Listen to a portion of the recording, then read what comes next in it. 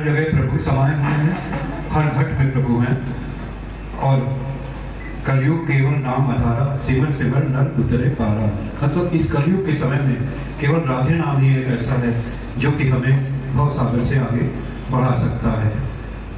मैं तुरंत पूरी कर दूंगा। ठीक है गुरुदेव, आप आशीर्वाद दीजिए कि मैं आपकी हर आज्ञा का पालन कर सकूं। ठीक है। अब तुम लोगों को एक सेब हम दे रहे हैं और ये सेब तुमको ऐसी जगह पर खाना है जहाँ पर कि तुमको कोई देख न रहा हो। इस बात का विशेष ध्यान रखना, कोई देखे। राधे।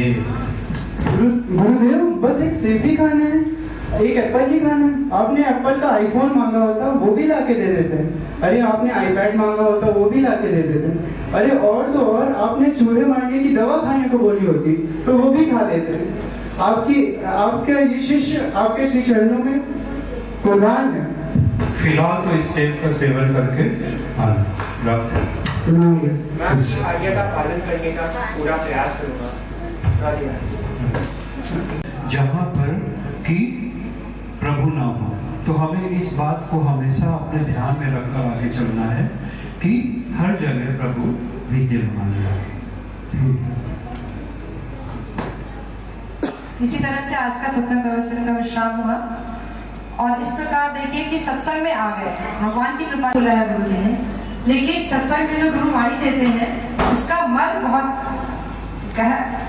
गहरा होता है। अब ये देखते हैं कि कौन सा शिष्य ने गुरु के शब्दों को समझा है और किसने उनके शब्दों के मर्म को समझा है। आइए देखते हैं। अभी एक शिष्य जिसको गुरुजी ने दिया है कि आप सेब खाने, अब दोनों लोग सेब खाने का अवसर ढूंढ रहे हैं कि कब कैसे कहाँ उनकी आज्ञा का पालन किया जाएगा। एक सेब ही तो खाना है, यहाँ मुझे कौन ही देख रहा है, सिर्फ राधा कृष्ण की मूर्ति ही तो है। और आप सभी लोग अपनी आंखें बंद कर लीजिए। अरे आप सभी ने अब तक अपनी आंखें नहीं बंद की? चलिए आंखें बंद कीजिए। चलो, पेट पूजा भी हो गई और गुरु की आज्ञा का पालन भी हो गया। चलो जल्दी से उससे पहले जाके गुरु को बता देता हूँ कि मैंने उनकी आज्ञा का पालन कर लिया।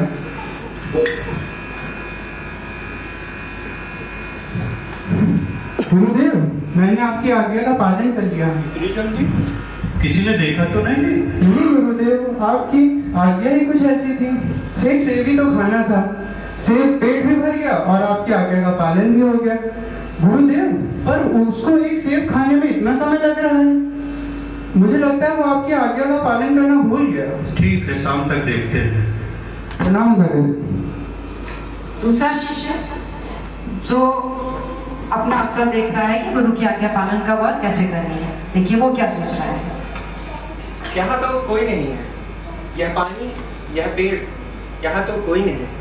मैं यहाँ से खा सकता हूँ, परंतु गुरुदेव ने कहा था कि कण कण में भगवान विराजमान है।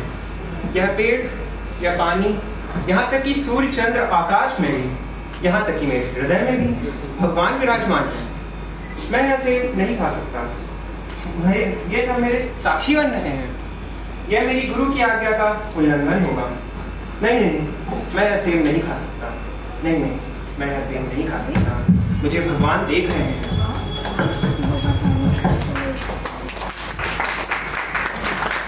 दोनों शिष्य पहुंचते हैं अपना अपना। और बेटा हर्षित, जो सेवा तुमको दी तो तुमने पूरी कर ली। मुझे क्षमा कर दें गुरुदेव, मैं आपकी सेवा का पालन नहीं कर सका। आपने कहा था कि सेब ऐसी जगह खाना जहाँ कोई देख न रहा हो, परंतु इस संसार में ऐसी कोई जगह ही नहीं है जहाँ कोई देख न रहा हो। ऐसी कोई जगह नहीं है जहाँ श्री कृष्ण ना हो। ऐसी कोई जगह नहीं है जहाँ स्वयं भगवान ना हो। मुझे क्षमा कर दें गुरुदेव। सेवा का पालन नहीं कर पाए तो बड़ी बड़ी बातें कर रहा है। सीधा सीधा क्यों नहीं बोल देता, भूल गया। बेटा हर्षित, इस सेवा में तुम सफल रहे क्योंकि तुमने अपने विवेक को जागृत करके इसका उपयोग किया कि कहाँ पर हमें सेब नहीं खाना है। और अगर ये विवेक तुम्हारा हर समय जागृत रहता है तो तुम इस बात का ध्यान रखोगे कौन सा कार्य तुम्हें करना है, कौन सा नहीं कार्य करना है। पर बेटा हर्षित, अर्पित, तुम्हें इस बात का ध्यान रखना है कि तुम्हें अपना विवेक जो है जागृत करना है, क्योंकि अगर जागृत नहीं करोगे तो भक्ति के मार्ग में आगे कैसे बढ़ पाओगे। तो इसलिए विवेक को अपने जागृत करना है। ठीक।